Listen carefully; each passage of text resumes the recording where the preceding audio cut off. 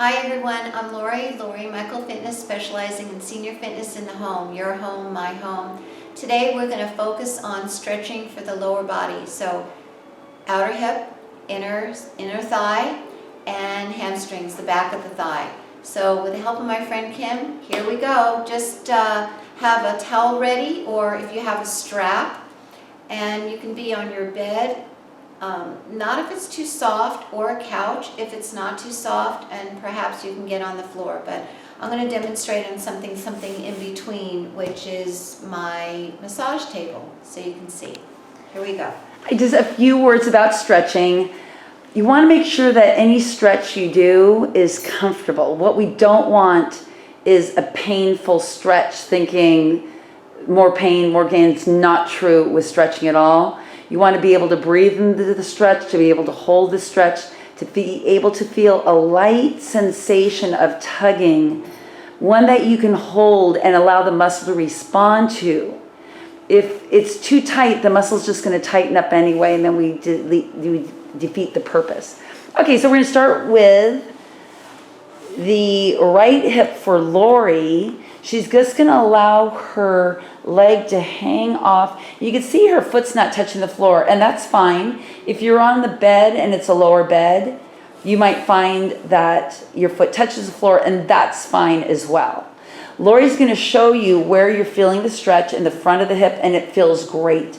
This is a stretch you could probably hold for a long time and want to. Breathe, inflate your rib cage. That's where your lungs are. Exhale it out.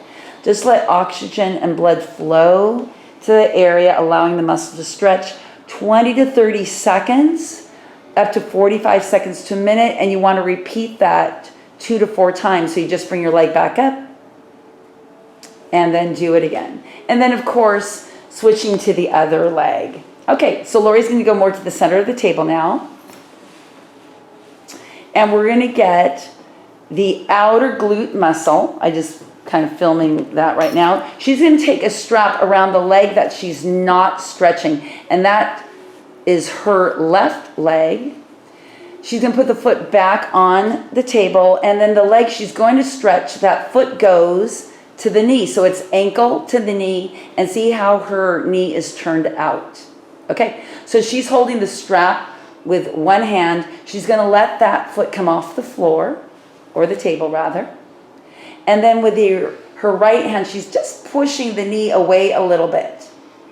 And the more you pull that thigh towards you, the left thigh, the one we're not stretching, the more you're going to feel the stretch in the outer glute. And Lori will point to that area.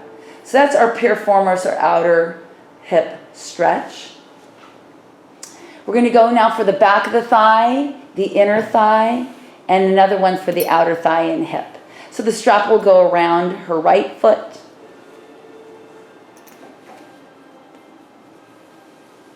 She's going to keep a slight bend in the leg she's stretching initially, and the other leg can either straighten, of which you have the added benefit of getting a little stretch in the front of that hip. If that's not comfortable for you, then just go ahead and bend your knee. Okay, so she's going to hold both straps with her right hand, since she's going to stretch the inner thigh and the right leg. So the right hand holds the strap. She's going to let the leg come over to the side, only as far as is comfortable for you. And it's easy to go far if you let the opposite hip roll up. Let's not let the opposite hip roll up. So you can see that her hip is down. And then you'll hold that 20 to 30 seconds, up to 45 seconds to a minute, and then switch hands as you lift the leg and go the other way. Be gentle going this way. Don't overdo it. The hip can rotate off of the floor or the bed a little bit, but not too much. Feeling the outer thigh, outer hip, and then switch back over again. To the right for the inner thigh, she's switching hands, and you breathe. And then come up and over. You want to do this definitely 3 or 4 times, and then switch legs.